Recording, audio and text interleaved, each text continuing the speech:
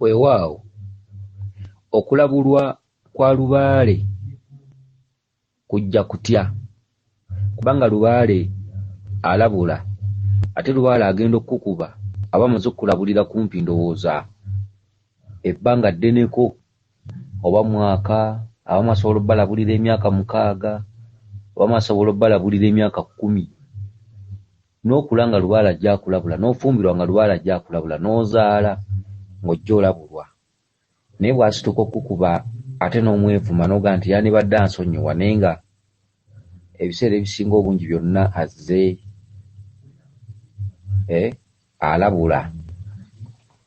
Akati omukyalo ono eyeddira endiga agamba nti Mulangira nakuloose nga wenna feesi yeefunyizzafunyizza ng'era erimu n'enkovu, wenna omubiri gwonna nga gwefunyizzafunyizza. Era agamba Mulangira n'ogamba nti kati ngenda kwambala eddiba lya ttimba. Era agamba nti Mulangira wabadde oli munyiivu, n'ogamba nti kati we bituuse ngenda kwambala eddiba lya ttimba. Naye nga feesi yeefunyizza, omubiri gwonna gwefunyizza nga ne feesi erimu enkovu. Akati nyaba yeddira endiga era nga musibuka wali Mbaale, ndowooza Mbaale kiri mu Mawokota, ewatudde amaanyi ga jjajjaffe Kibuuka Omumbaale we yakkira, ewali obukkiro bwe.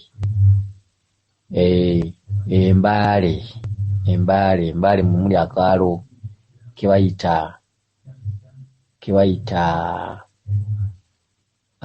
kebayita katulabe no badde neerabidde Embaale we wali embuga ya Kibuuka Omumbaale era we wasibuka ab'endiga.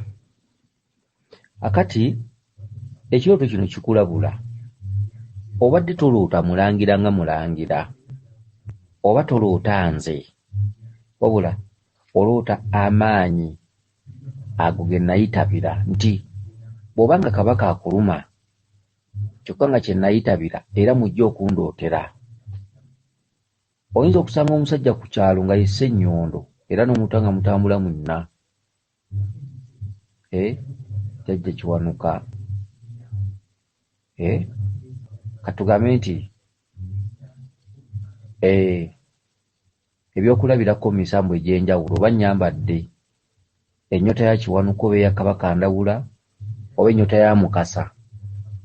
Akati amaanyi agakutuddemu okutegeera editingi waago nti gaagala kino era okulaga nti kino kisoboka kwe kulaga Mulangira nga effeesi erimu enkovu yeefunyizza, omubiri gwonna gwefunyizza. Mulangira n'agamba nti we bituuse ngenda kwambala eddiba lya ttimba naye nga si munyiivu mulwadde. Kati ago maanyi ga jjajjaawo ge galamula gatyo oba ge galaba nti ekimala kimala. Akati twagala byaffe era ekyo ekitundu kya ekitundu ekyo kya busungu. Kabaka akulabula, ngenda kuva mu ddiba ly'obadde omanyiddemu nyambala eddiba eddala. Okitegedde?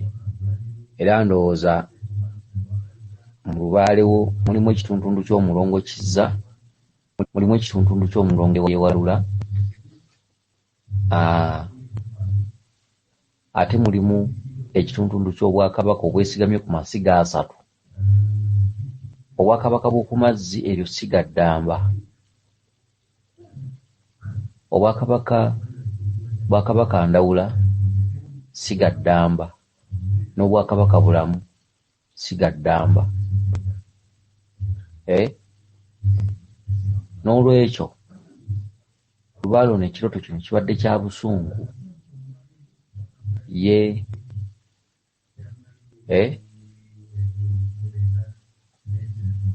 kwegamba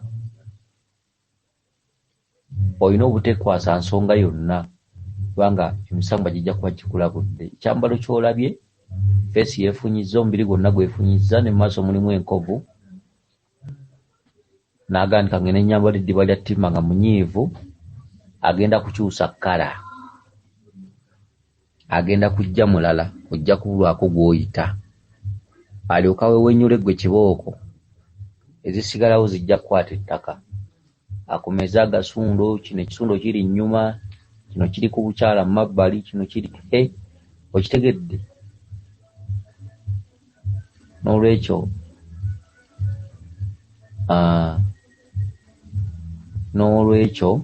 lwaki sikomya wano kuba nze nsuubira okuba nti oba otegedde omusajja akubanja nga kabaka agenda kujjira mu ddiba lya ttimba okitegedde waliwo omusambo okkuluma naye nga n'ekikuluma ekituufu tokimanyi ng'olumanya nti omusambo gwayambala eddiba eddala ne bw'ofukamira okitegedde genda okukoola Kiwanuka nti nkoowodde jjajjaffe Kiwanuka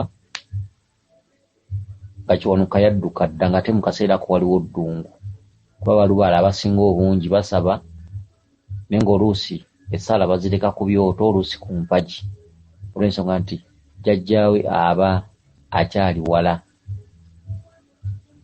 okitegedde ekintu ekyo kansubire nti otegedde bulungi weewaawo yenze Omulangira Jjuuko mu Nnabuddu.